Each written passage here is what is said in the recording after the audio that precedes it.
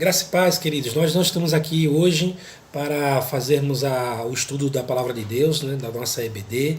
Nós estamos estudando o apóstolo Paulo, as cartas paulinas, né, e aí a gente vai estar iniciando essa jornada onde temos muita coisa pela frente para aprender, para adquirir de informação e conhecimento prático para a nossa vida cristã. Né?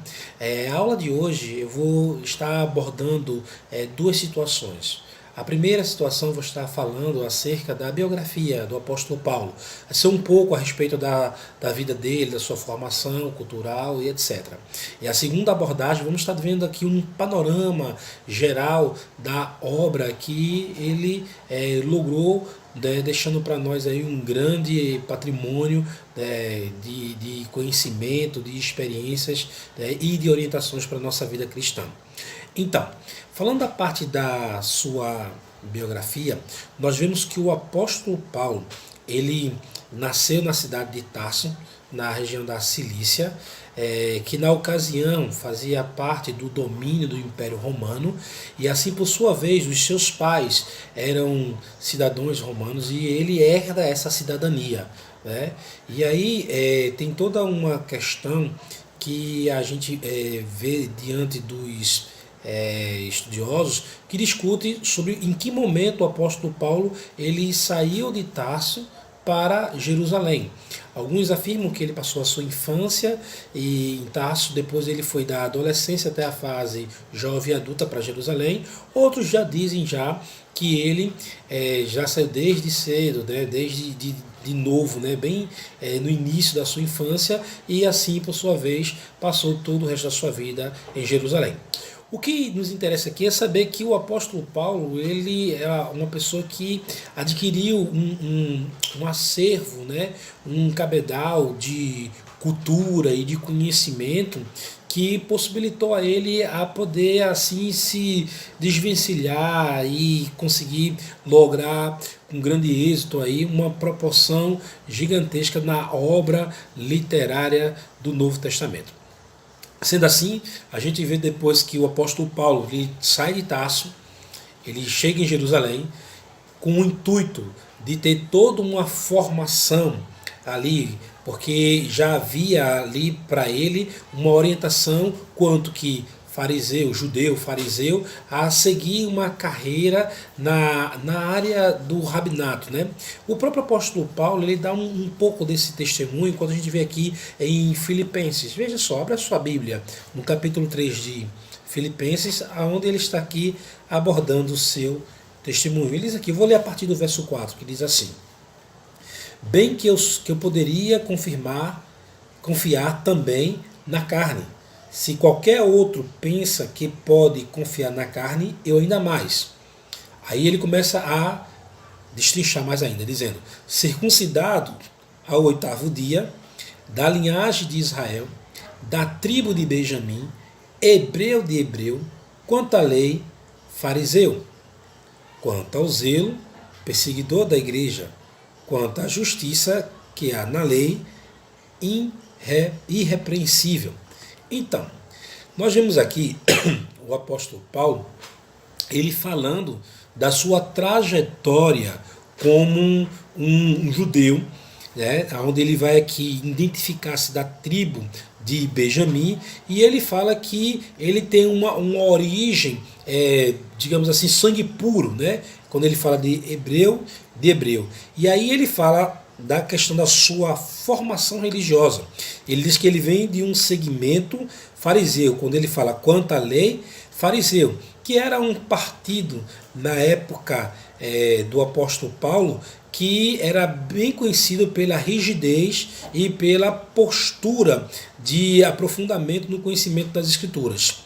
Então a gente vê aqui que ele fala desse momento em que ele tem essa formação, né? Então em outros textos a gente pode coletar e ver que o apóstolo Paulo é alguém que tem um grande conhecimento cultural, né? Ele tinha conhecimento de filosofia, tinha conhecimento de literatura, ele tinha também uma abrangência também no seu idioma, né? Ele sabia hebraico, sabia aramaico, sabia grego, e tudo indica também que ele sabia latim. Então, assim, o apóstolo Paulo, ele é uma pessoa de uma formação cultural bastante rica.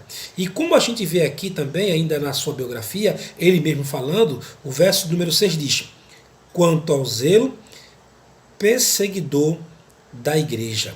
Veja, nesse momento, nós podemos ver em Atos capítulo 9 o registro de que ele estava já indo em direção a Damasco com o intuito de perseguir outros cristãos e colocá-los em cárcere, tendo em vista que ele já havia consentido ali na morte de Estevão, que foi considerado o primeiro mártir cristão. E aí a gente vê aqui o apóstolo Paulo ele falando da maneira como ele se empenhou tanto, se esforçou tanto, né? Na sua biografia a gente vê ainda que ele aprendeu aos pés de Gamaliel. Gamaliel, na época, era um grande renomado rabino, que vinha de uma tradição também, de uma família que tinha um vasto conhecimento e aprofundamento no conhecimento da Torá.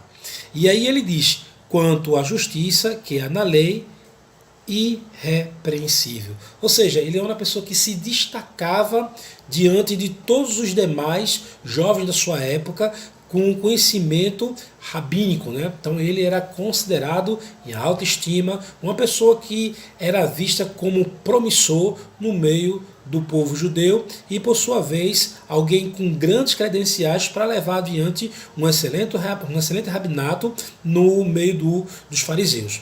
E aí a gente vê, quando ele é abordado ali na entrada de Damasco, pelo próprio Senhor Jesus, e a sua história muda completamente. E é onde a gente fala que ele deixa de ser perseguidor para ser agora perseguido.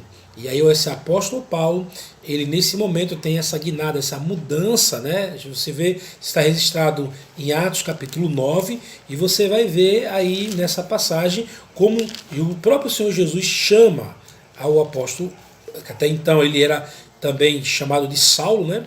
Ele aí até então ele é abordado pelo Senhor Jesus na frase muito conhecida nossa, quando ele diz aqui, o próprio Senhor Jesus: e caindo por terra ouviu uma voz que lhe dizia: Saulo, Saulo, por que me persegues? Então, vendo assim, a gente vê essa abordagem aí, a Bíblia diz logo adiante que ele tem esse diálogo com Jesus, ele procura saber quem é que fala com ele, e aí Jesus se identifica, e todo o desenrolar da história mostra que ele vem e fica cego, e depois ele é conduzido por Ananias, uma pessoa que vai lá e traz a visão dele de volta, e assim passa a ser um grande parceiro e ajuda ele nessa caminhada. E aí, como eu já havia falado antes, o apóstolo Paulo ele deixa de ser o perseguidor para ser agora o perseguido por essa causa. E aí o apóstolo Paulo torna-se o autor de aproximadamente 50% do Novo Testamento. Para vocês terem ideia, dos 27 livros que compõem o Novo Testamento, é atribuído a Paulo 13 livros desse compêndio do Novo Testamento. E alguns estudiosos chegam até a acreditar que o livro de Hebreus também é atribuído a ele. Se for assim, contabilizado, o apóstolo Paulo passa a ter 14 livros, né, epístolas da sua autoria, entre os 27 do Novo Testamento. Uma curiosidade que eu queria abordar logo agora, que a gente já vai falar sobre os textos escritos por Paulo, né, as suas epístolas, né, tão conhecidas epístolas, e aí tem uma pequena confusão que algumas pessoas fazem. A gente precisa aqui agora abordar isso, que é a respeito da palavra carta ou epístola. Então algumas pessoas têm aí uma preocupação de saber qual é a diferença que tem entre carta e epístola. Para ser bem didático, bem objetivo, eu quero falar o seguinte. Uma carta, naquela época quando ela era escrita, ela tinha toda uma abordagem pessoal de apresentação, de cumprimentação, né, de saudação, e tinha todo o desenvolvimento do que a pessoa ali queria tratar. E uma carta, ela era sempre endereçada a uma pessoa especificamente. Já uma epístola, ela já tinha também a mesma abordagem de saudação, de cumprimento, de explanação do que a pessoa ali queria abordar do assunto. Porém, a epístola ela já era para um endereçamento de mais de uma pessoa. Então, por isso se fala muito que os textos do apóstolo Paulo não eram apenas cartas, mas sim epístolas. Até mesmo aquelas cartas pessoais, como por exemplo, aqui a gente pode citar a de Filemon, que é endereçado a Filemon apenas, mas com o passar do tempo, essas cartas elas eram lidas nas comunidades também. E assim, ela no início continha uma ideia de carta e logo em seguida ela passava a se tornar uma epístola, porque fazia parte agora do conhecimento de um público maior. Até mesmo no processo de compilação que era feito dessas cartas aí, que algumas pessoas queriam preservar aí o conteúdo do apóstolo, e aí por sua vez as comunidades ali tinham acesso. Então, de uma maneira geral, a gente pode dizer que as cartas escritas pelo apóstolo Paulo são na verdade mesmo epístolas, que fala até as comunidades de hoje.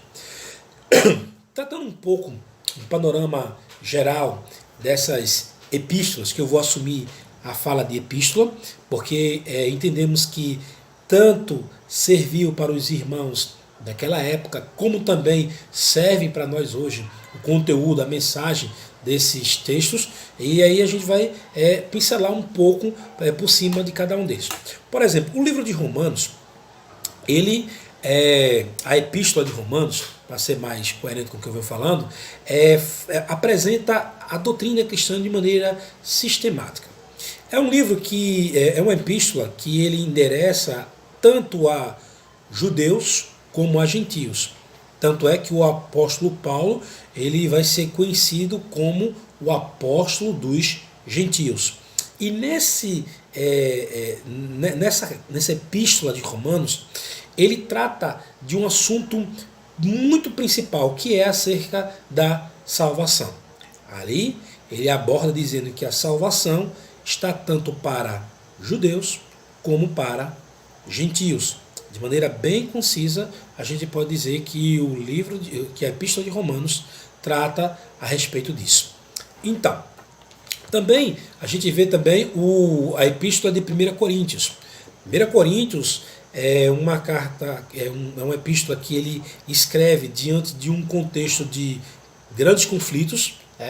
Ele tinha muitos conflitos para resolver nessa igreja, pessoas com diversos tipos de pecado, e ele aborda, enfatizando para aquelas pessoas ali, a centralidade de Cristo. Pois logo no início da epístola, ele vai falando sobre os partidos que tinha na carta, na igreja de Coríntios, aonde alguns diziam que era de Paulo, outros de Apolo, outros diziam que eram de Cristo, e outros diziam também que era de Apolo. E aí o apóstolo Paulo ele fala que a centralidade da nossa fé está em Cristo Jesus e, acima de tudo, o zelo, o amor e a santidade. Então o apóstolo Paulo aborda essas questões no livro de 1 Coríntios.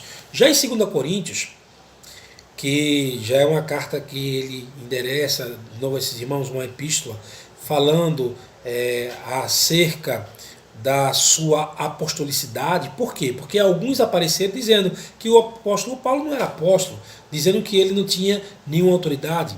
E aí o apóstolo Paulo, ao redigir 2 Coríntios, ele fala, trazendo para eles a sua autenticidade como líder e como um apóstolo que foi constituído pelo próprio Senhor Jesus. E aí também a gente vê também um outro texto também, uma outra epístola, que é a epístola aos Gálatas. Já quando chega com os Gálatas, ele encontra ali uma dificuldade que aqueles irmãos têm de estar se enveredando para um outro evangelho. E depois diz que não é um outro evangelho, é um falso evangelho. E diante disso, ele fala que a salvação é por meio da graça do Senhor Jesus. Tendo em vista que naquele momento ali, os judaizantes, que eram os que eram contrários ao apóstolo Paulo, estavam advogando que a salvação advinha também pelo cumprimento da lei mosaica. E aí o apóstolo Paulo ele vai dizer que a salvação ela vem da graça exclusiva de Deus.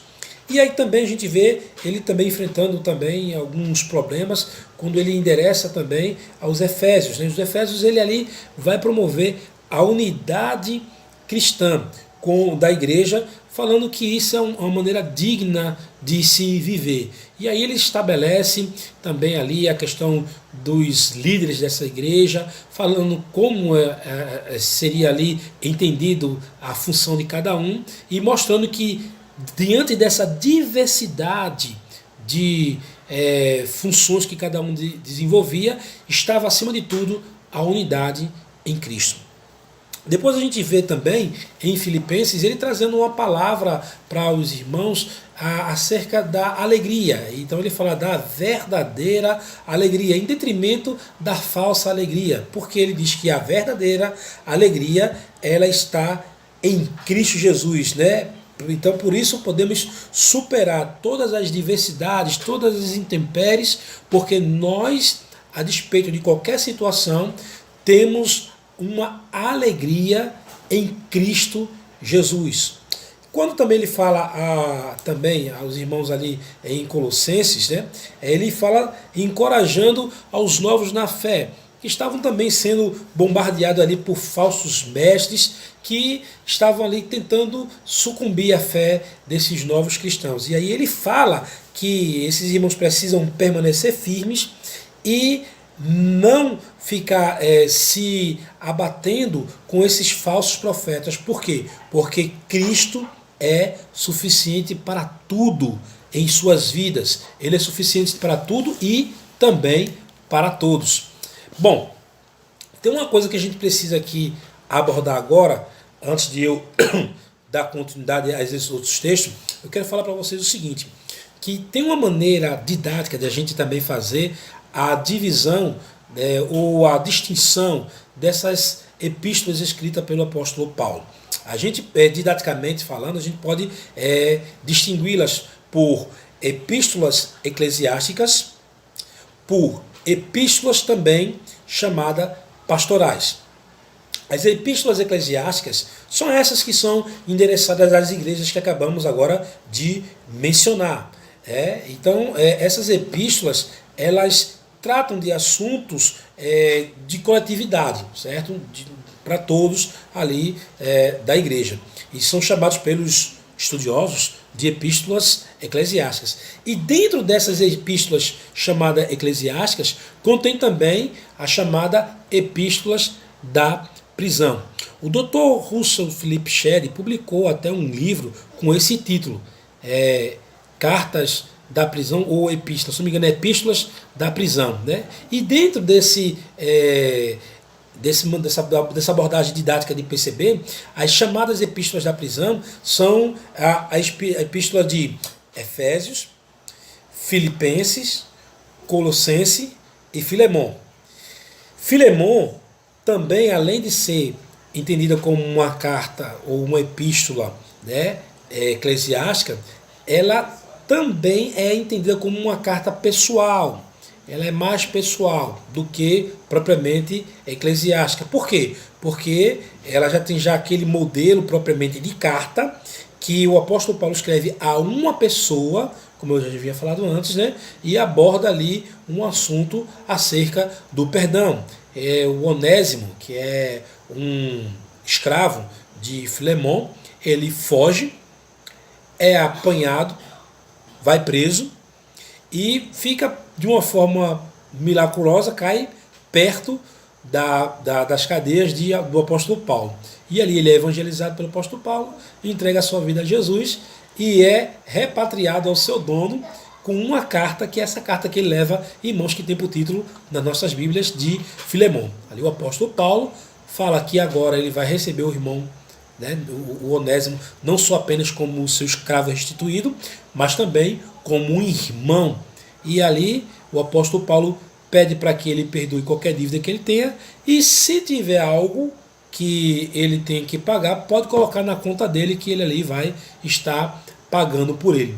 Ou seja, em resumo, Filemon é um texto, é uma carta que trata do perdão. Então, dando continuidade ainda, já que eu fiz já essa divisãozinha didática aqui, eu quero falar sobre as chamadas epístolas pastorais. As epístolas pastorais são conhecidas como 1º, 2º Timóteo e Tito. 1º e 2º Timóteo. Timóteo a gente sabe que é um discípulo de Paulo. Paulo até chega a chamá-lo de filho, né? E dentro dessas duas epístolas, de 1ª e 2ª Timóteo, e Tito também, o apóstolo dá orientações quanto a questões da liderança da igreja, do tratamento com os irmãos. Ele exorta, né, principalmente em Tito, contra os falsos mestres. O apóstolo Paulo, ele está ali como um pastor experiente, transmitindo para Timóteo ali toda a sua carga de experiência, transmitindo para ele aí um modelo de como ele deve conduzir a igreja, como ele deve tratar a cada um, desde os jovens até os anciões. E aí o apóstolo Paulo dá diretrizes para Timóteo, como ele deve conduzir cada situação na igreja. Até tem um episódio que eles falam sobre a questão da viúva, né? E aí o apóstolo Paulo vai dar as diretrizes para ele como se deve tratar as chamadas verdadeiramente viúvas. Então é uma carta chamada pastoral porque ela é cheia de dicas de aconselhamento que tratam de cura da alma, que trata de uma orientação como conduzir a igreja como um todo, né? E aí o apóstolo Paulo também, ao mencionar Timóteo nessas cartas, ele está dando a ele uma autenticidade pastoral também quanto a isso. Bom, então assim, fechando essa etapa das epístolas pastorais, a gente aqui vai ver o seguinte. Vamos ver que todos esses livros, ou todas essas epístolas que compõem os livros do Novo Testamento, que a gente acabou de citar, tem toda uma condução para nós, né? Traz várias orientações. Orientações acerca da salvação, orientações acerca da unidade, orientações acerca aos alertas que é dado para identificar as falsas doutrinas, os falsos mestres, orientações que nos conduzem para mostrar sobre a centralidade de Cristo, orientações que traz para a gente ver a igreja como uma unidade, orientações para o cuidado do povo de Deus, para o cuidado que se deve ter com os que vêm trazer conhecimentos doutrinários que fogem, que divergem daquilo que é a real e verdadeira doutrina. Então, assim, nós vemos todo esse apanhado do apóstolo Paulo aí, trazendo a realidade dos irmãos ali, a diretriz pelo Espírito Santo para consolidar toda a atuação de Cristo, toda a mentalidade cristã para o povo de Deus. E aí eu quero aqui pegar uma parte da nossa revista que traz para nós aqui uma orientação bem prática, né? Bem precisa. Olha que diz para nós aqui. Ao ler as cartas de Paulo, precisamos ter o sentimento imperativo delas em nossa vida, entendendo que, para viver uma vida cristã saudável e vencedora, é necessário colocar em prática não somente para sermos vistos como pessoas diferentes, mas para sermos cristãos autênticos, verdadeiros condutores de uma doutrina baseada na fé, no amor e na esperança em Cristo Jesus. Bom, irmãos, nós aqui aprendemos com as cartas paulinas, com a biografia do apóstolo Paulo, coisas essenciais para a nossa fé. Com a biografia do apóstolo Paulo, nós vemos que quando Deus chama alguém, Ele chama para fazer uma obra extraordinária. Isso é que a gente vê na vida do apóstolo Paulo. Nós vemos que tudo o que aconteceu na vida do apóstolo Paulo foi preparando ele para fazer uma obra extraordinária. E a segunda coisa que a gente vê aqui também, nesse estudo de hoje, é que, mesmo sendo um panorama que a gente aqui abordou aqui dessas epístolas paulinas, a gente vê aqui que tudo que foi registrado para trazer para nós uma orientação do nosso viver como cristãos, uma orientação para nos dar segurança na nossa fé que professamos e que podemos aí passar adiante. O apóstolo Paulo foi alguém que, não obstante as circunstâncias, ele não parou de produzir. Como aqui a gente falou das cartas chamadas epístolas da prisão, Ele, mesmo estando preso, ele disse: eu posso estar preso, mas as palavras de Deus não estão presas. Nós vemos aqui que o apóstolo Paulo, quando ele chega na fase dele mais madura, ele passa a transmitir um conhecimento pastoral maduro para outros que estavam ali empreendendo a mesma causa. E o que a gente aprende com isso? A gente aprende que devemos formar discípulos, outras pessoas que devem dar continuidade ao trabalho de Deus. E diante disso tudo, nós somos gratos a Deus pela maneira como Ele usou a vida do apóstolo Paulo para abençoar a vida de muitos irmãos. Nós vamos estar dando continuidade a outros estudos, mas dentro dessa perspectiva das cartas paulinas, onde nós vamos aí aprender muito de Deus. Temos muita coisa para aprofundar. Hoje foi só uma breve pincelada, uma breve abordagem, um panorama muito sucinto, porém valioso para as nossas vidas. Eu quero orar por você agora nesse momento. Vamos orar?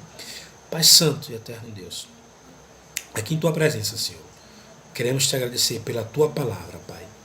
Te agradecer porque o Senhor um dia, pela vida do apóstolo Paulo, trouxe a nós essa mensagem tão impactante, que é testemunhada por tantos outros que tiveram uma experiência contigo, Pai. Pai Santo, eu te peço que possamos ter a mesma consciência de que o que nós recebemos não foi para ficar para nós, mas para passar adiante para outros que precisam entender essa mensagem. Nós te agradecemos e te pedimos que a tua graça nos conserve na tua santa paz. Em nome de Jesus. Amém. Se você tiver alguma dúvida acerca de qualquer coisa que falamos aqui, você pode nos contactar através pelo WhatsApp, né, e fazendo as perguntas que nós vamos estar, na medida possível, esclarecendo tudo. Que Deus abençoe a todos, em nome do Senhor Jesus. Amém.